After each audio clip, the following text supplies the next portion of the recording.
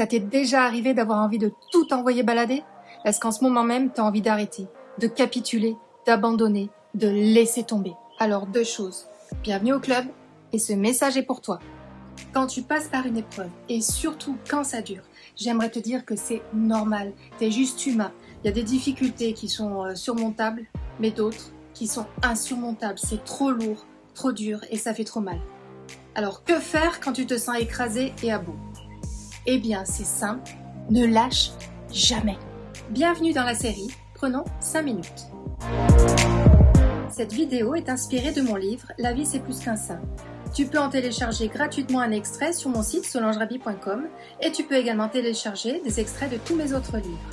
Tu peux également t'abonner à ma chaîne YouTube. Le thème d'aujourd'hui est « Ne lâche jamais ». Est-ce que tu ressens tellement de fatigue, de découragement, de souffrance dans ton corps ou dans ton âme, dans tes émotions, que ta seule envie est de tout lâcher? Ça m'est arrivé plein de fois. En 2012, par exemple, j'ai subi l'ablation d'un sein après la découverte de cellules cancéreuses. C'était très difficile parce que le chirurgien a fait l'ablation et la reconstruction dans la même opération. Donc après avoir enlevé le sein, il a posé une prothèse. C'était à l'hôpital et les opérations sont vite faites et vraiment c'est le travail à la chaîne. En plus, ce type d'intervention est très douloureux parce que, plus que quand on fait une simple ablation, j'ai mis 2 ans pour ne plus ressentir aucune douleur et les premières semaines étaient vraiment les pires. Donc je rentre chez moi après une semaine à l'hôpital, j'ai encore vraiment très mal. Le jour où le taxi me ramène à la maison, je viens de faire 150 km pour rentrer de Paris à Troyes, je découvre un courrier de ma gynécologue. Je l'ouvre et là, j'apprends que j'ai aussi un problème au niveau du col de l'utérus. Je viens de passer des examens annuels juste avant de rentrer à l'hôpital pour l'ablation et puis j'ai oublié que j'avais passé ces examens.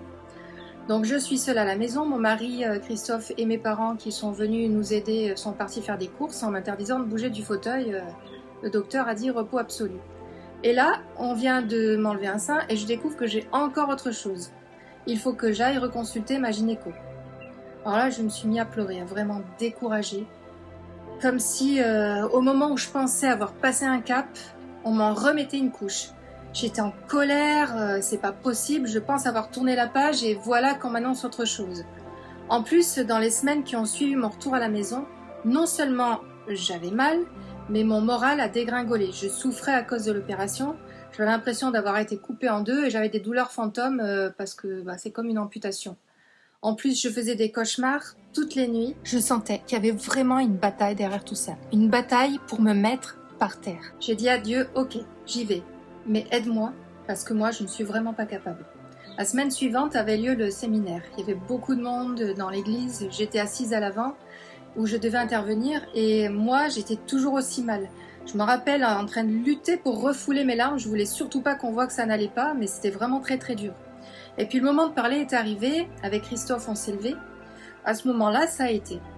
Le séminaire s'est vraiment super bien passé, et dans les jours qui ont suivi, je me suis rendu compte que je ne faisais plus aucun cauchemar et que mes crises de pleurs avaient complètement disparu.